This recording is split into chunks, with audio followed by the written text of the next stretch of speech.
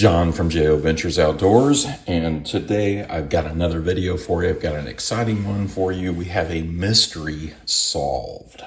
And before I get to that, I've got a couple other things. But if you remember, last week I went to the flea market and I picked up this Utica slip joint knife. It's a single-bladed jackknife, and you can see there, Utica Cutlery Company, Utica, New York. And I believe it says Providence. No, it says something else underneath there, but anyway, made in the USA. Okay, there we go. Old eyes. So yeah, Utica Cutlery Company, Utica, New York, made in the USA, and nothing else on here. And this was kind of odd. I cleaned it up, the best I could here. Sharpened it. Did get a few scratches on it. I mean, it had a few on it anyway, but I did some work on it through the week. And anyway, polished her up real good. But there was some question. What was this? What's the history behind this? Couldn't find much. Noticed there was a pin back here. And the guy I bought it off of at the flea market also noticed this. He's like, why is this like this? He didn't understand it either. He didn't know anything about it. He seemed to be pretty knowledgeable about knives as well. Saw a cleaning video by Tom at Knife Delights. And he had one. He didn't know the history behind it or what it was. And so anyway, a couple of comments. There were a couple of comments from a couple of the viewers on the video last week, and I'll get into that in just a minute.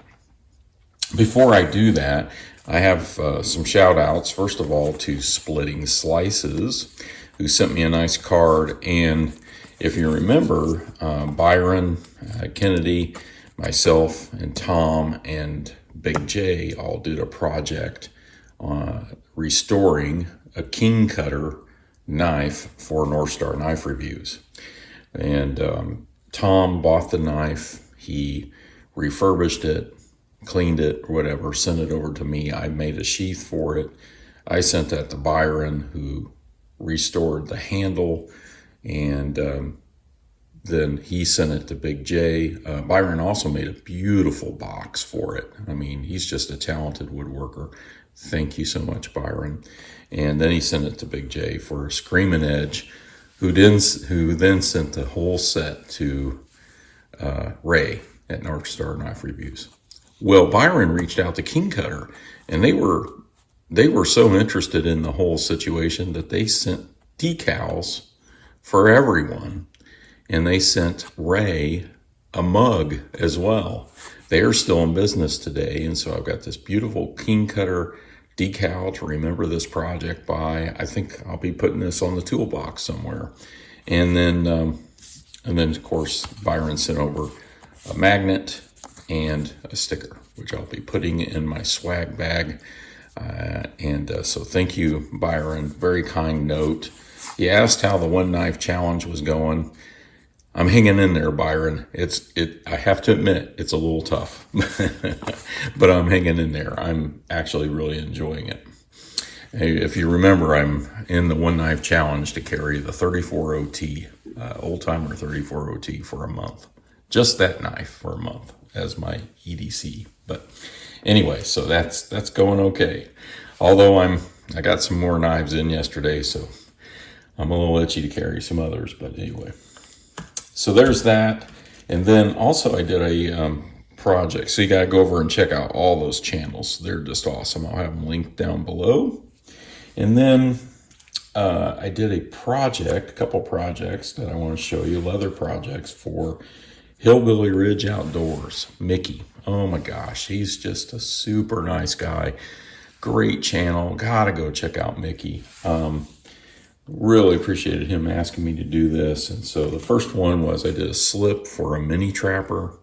And so here it is, Mickey, just so you can see it on video. You'll be handling this and using it before long. It fits my mini trapper really well.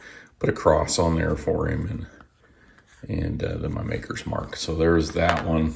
And then I made a sheath, just a friction sheath, belt sheath for a 75. Put some tooling, stamping along the edges there. Just trying to practice my stamping a little bit. Got a little bit far from the stitching there, but you know, it's great. And I told him about this, but you know, when you're dealing with veg tan leather, this came off and, you know, this was from an animal, you know, there's going to be little imperfections. So there's a little dimple right there, but it blended in real nicely with the leather. So not too worried about it. And neither is he. So there's that. There's the latest leather projects. So Mickey will be sending these to you very soon. Tomorrow, in fact. Okay, so let's get to the King Cutter. Or I mean to the Utica. Got all these names in my head. So Utica Cutlery Company. I found this. I got this book. My wife bought this for me from an antique store. And so it says right in here, Utica Cutlery Company was formed by Samuel Abraham and Joseph Mailman in 1910. In fact, the company is still going right now. I'll put a link down below. They still have knives. It became Utica Cutlery Company in 1929. The Cutmaster trademark was adopted in 1937. I did not know that, which would replace the Utica trademarks. And then you can see the other trademarks: Seneca, Pocket Pard, and Powell. And it's still in business today, even though this is a 1981. They are still in business. So there are, and I'll put some pictures of this particular product from Utica in just a minute. Now, there was a mystery, of course. What was this? Well, two people commented. One, I believe his name was Keith. And if I got that wrong, I'm sorry, but thank you so much for your comment and saying this was part of a toolkit. It had attachments that attached to this pin. And in fact, I want to make sure I get that correct. Hang on just a second here. Oh yeah, it's called, I'll have this in the title too, it's called the Handi-Kit. And also BDH. Remember, I've done projects for BDH. He commented and saying he has one. And it's sitting right in front of him, you know. And so he's like, I have one, and it has a kit that goes with it. That's what you have, is the knife that goes with the kit. Well, he sent me pictures. BDH did.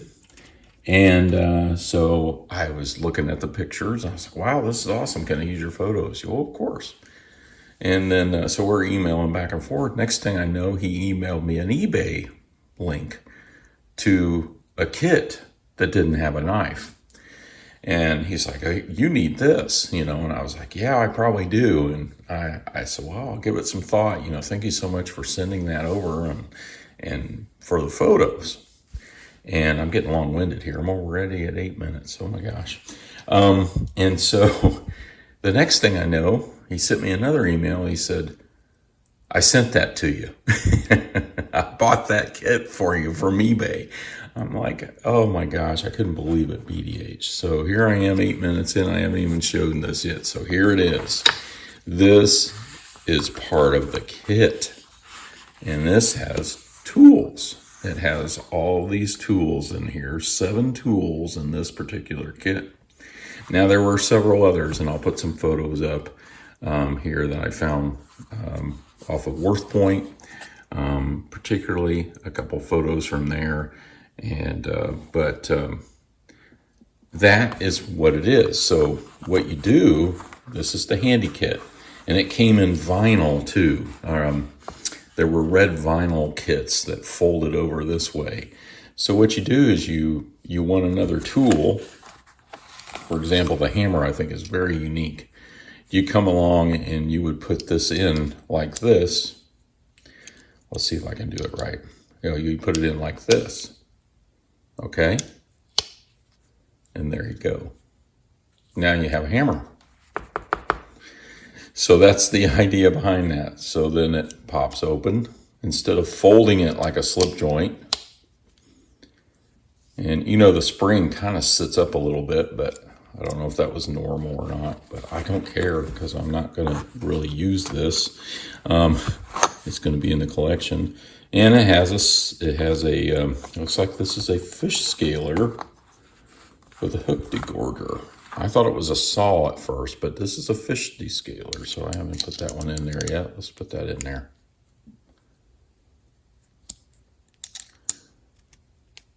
There we go. Pardon me.